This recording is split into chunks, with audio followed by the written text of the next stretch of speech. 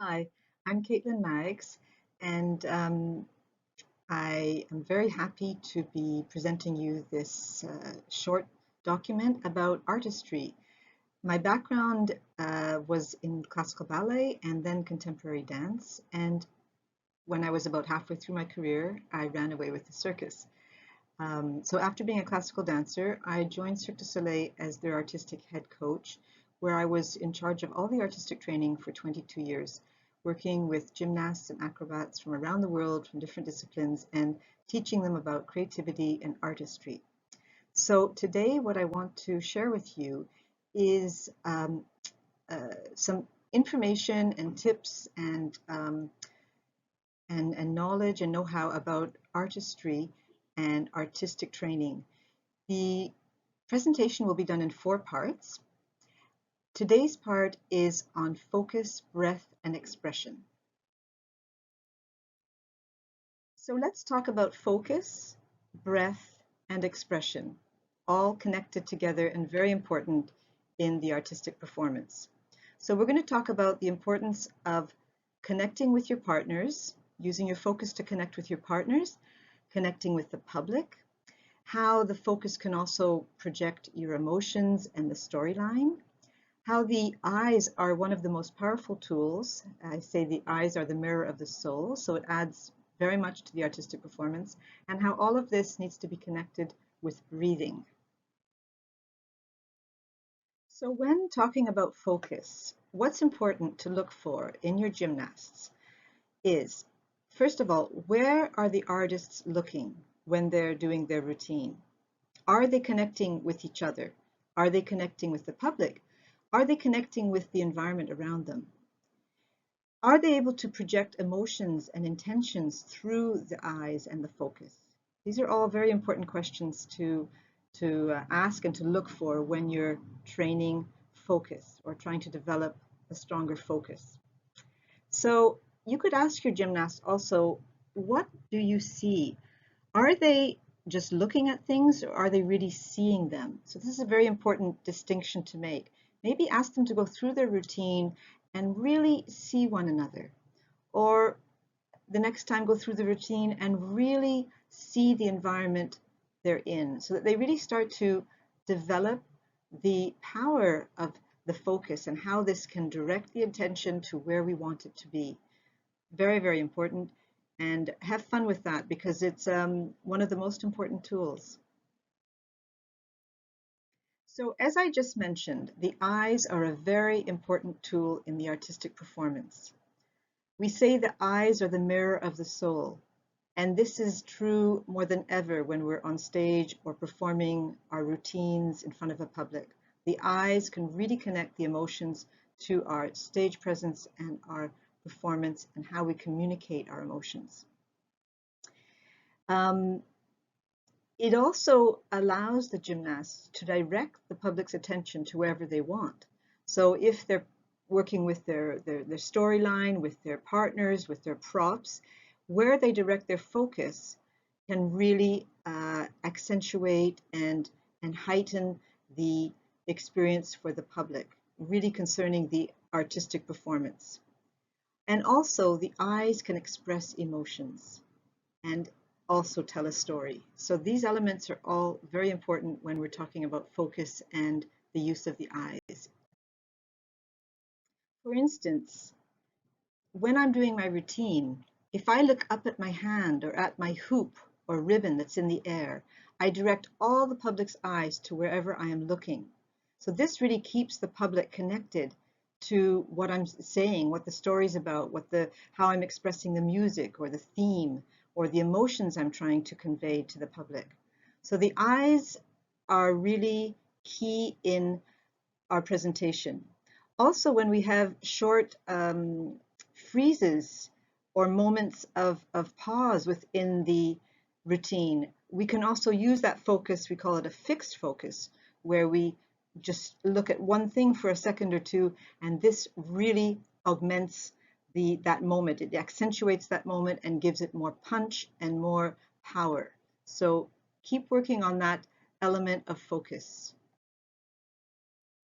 So here are a few simple exercises you can practice with your gymnasts to connect the eyes with the movements that they're making with their body, with their arms, especially arms and hands. So the first one is called eyes follow hand. So just without doing the routine, just ask the gymnasts to do simple arm movements and always follow their arm movements with their eyes and their head. So if the hand is moving up, you look at the hand, you look at the arm and the hand. So it's really connecting the eyes with the arm and the hands at all times, so that there's this real connection with the focus and the movement. We have to remember that the eyes and the face and the head are all connected to the neck. Okay, so we can't just move the eyes independently, and especially when we're on stage, things have to be bigger. We have to exaggerate things so that we can express to the public who are far away. So when we follow our hand and arm movements with our eyes, we have to move the whole head starting with the neck. Okay, so this is very important. Gymnasts tend to hold a lot of tension in their neck, and therefore the eyes and the head don't always move naturally. They become very stiff. So this stiff neck or stiff head, it stops the flow of the focus, and it takes the public away from the emotions in the story. Instead, we see tension instead of seeing freedom and expression. So really connect. If you're working on the eyes, make sure that it's connected to the head and the neck. And thirdly, the eyes are the best tool to express the story or the theme or the emotions of the routine. And as I've just said, if the neck is stiff and the head is not following the eye movements, it can make the artistic routine look very frozen and unnatural. So generally on stage, we have to make our movements bigger, especially when we're using our eyes. And as I mentioned earlier, the eyes are a very powerful tool within the artistic performance.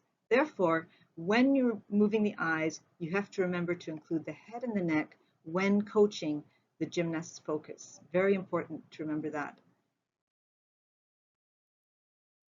So let's continue and talk about eyes and the apparatus. So the same thing goes for directing the eyes towards the apparatus and the props that the gymnasts are using. Let's remember that the apparatus are our partners. We have to connect with them. We have to respect them and play with them and bring them to life. And the eyes and the focus can help us to do that.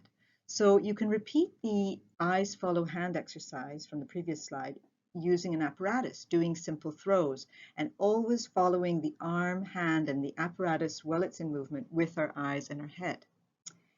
The next point that's very important is how the expressive body, the face and the eyes can all be connected more with the apparatus. So if the gymnasts really connect with their apparatus, they can tell a story and they can bring these inanimate objects to life. So just like in classical ballet, in dance, or rhythmic gymnastics, the ultimate goal is not only to attain perfect technique. This technique is really a means to an end. It's a way for us to allow artists to express the story, the mood, and more what they really want to communicate to the public. So we have to sort of remember that the technique is there for a higher purpose, which is the whole presentation and what we're trying to express and communicate. So how do we make that connection with the apparatus? Once your gymnasts are strong with their technique, comfortable, and they've really mastered their technique, then you can layer in the artistic expression and at the same time bring the apparatus to life. Try to tell a story with the apparatus, or imagine that the apparatus is a friend. Ask the gymnasts to think about the apparatus being a friend or someone they know, or they create a character, and then the routine becomes a kind of a conversation between the two, between the gymnast and the apparatus. So I call this like a dancing dialogue. There's a dialogue happening, and this will help to bring the object to life and to integrate it into a more artistic final performance. Another idea you could brainstorm with the gymnasts is ask the gymnast to give their apparatus a name, to actually create a character for the apparatus so that it brings life to it. You can add characteristics or personality traits, or even create a backstory, a bit like you do in acting. It's an imaginary character, but by doing this work and shaping it and imagining the life of the apparatus, then it will help the artist to really incorporate and bring the apparatus to life and make the whole act more complete. So this really creates focus and energy within the whole act. And once again, it's very connected to the physical expression and the eyes. So continuing on the same thoughts, how do we express ourselves through movement? So like in dance, rhythmic gymnastics is a silent artistic discipline. We don't speak. So the emotions in the story are expressed through our body language. So you have to encourage your gymnasts to express themselves using their whole body and their face and their eyes. So ask them, what does each movement and facial expression say within their routine? And how does each movement contribute to the theme or the mood or the story of their routine? And are these movements and artistic expression, are they connected to the apparatus?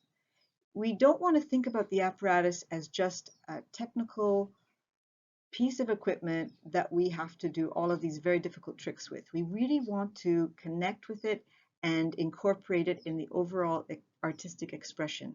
And to do that, we need to express through our movement, through our face, through our eyes, and include the artistic prop within that.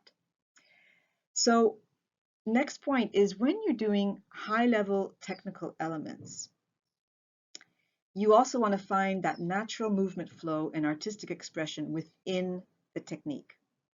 And this flow starts in the center of the body and moves through the spine, through the neck, head, and eyes, through the limbs to express and to emote.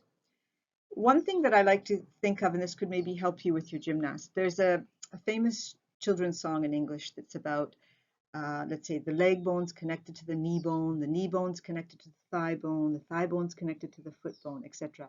And it's a good way to explain that everything's connected and everything is coming from our center of emotion and from who we are and how we express that through movement. For me, the best way to find this expressive quality within the movement and to connect the technique and the artistic together is with the breath and with the breathing. And that's going to be the next point I'm going to share with you. So, talking about breathing, this is so important in artistic performance. In fact, when I was at Cirque du Soleil, this was the first thing we asked the acrobats to do, to just be on stage and breathe.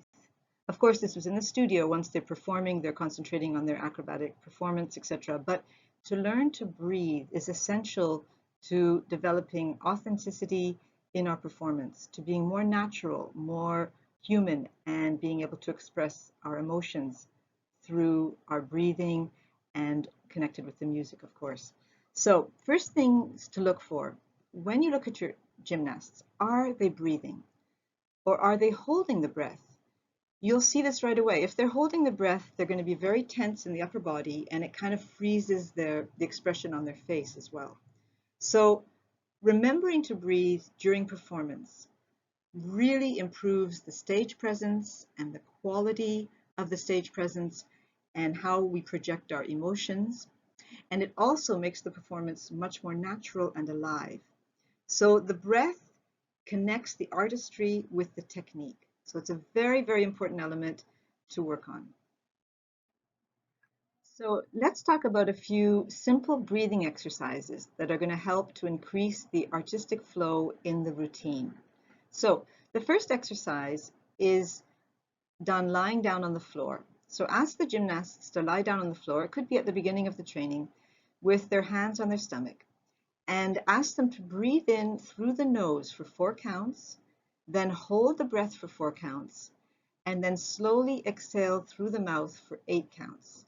And they'll feel their bellies filling up with air and then the air going out.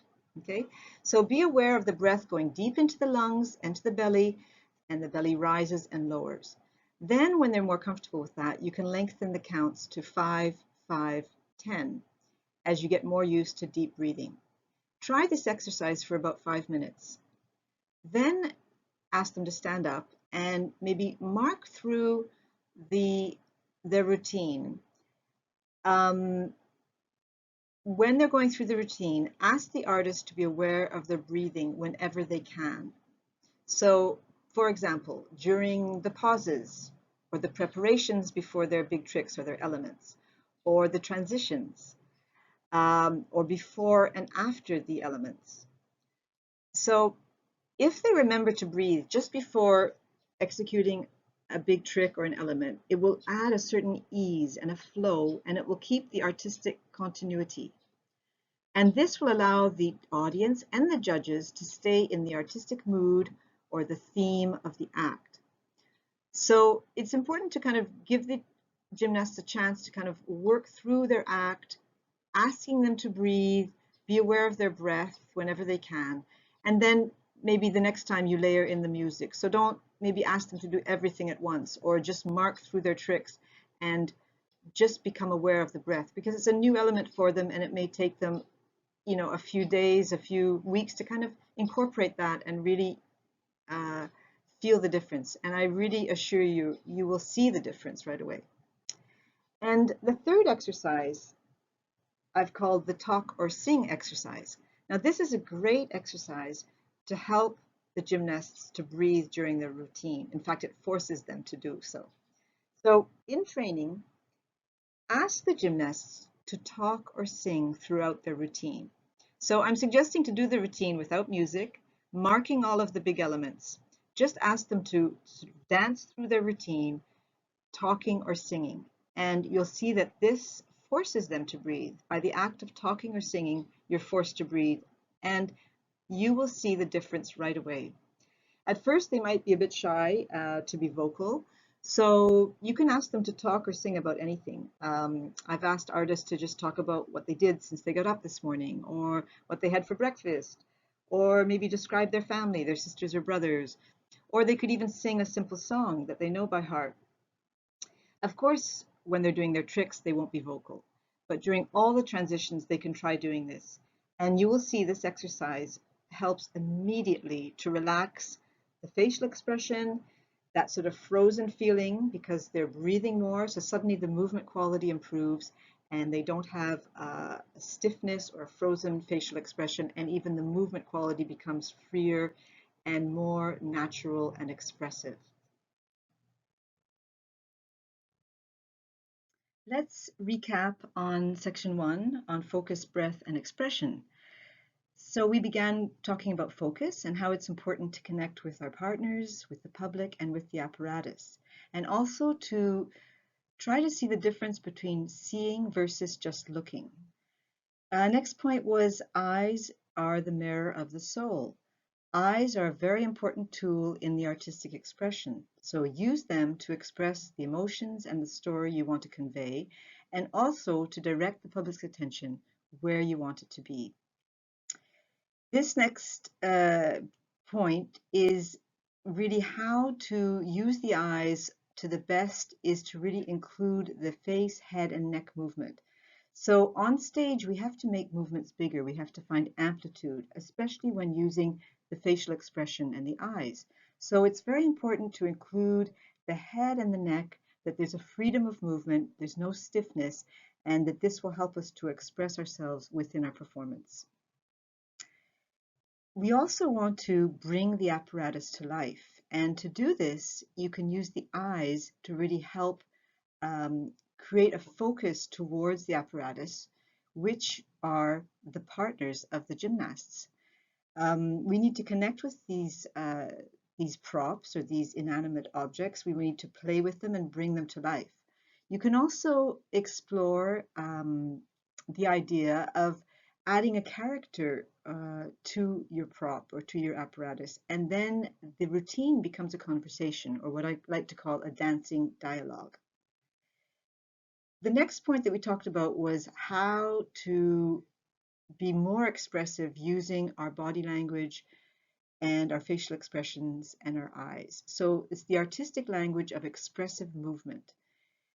You can really augment this expression and how to convey emotions and story through the body language. So really encourage your gymnasts to express themselves using their whole body and their face and eyes. And one of the most important elements to make this happen is through the breath and breathing. Breathing really increases the stage presence, and it makes the performance more natural and more believable and more alive. And I really believe that the breath is what really connects the artistry with the technique.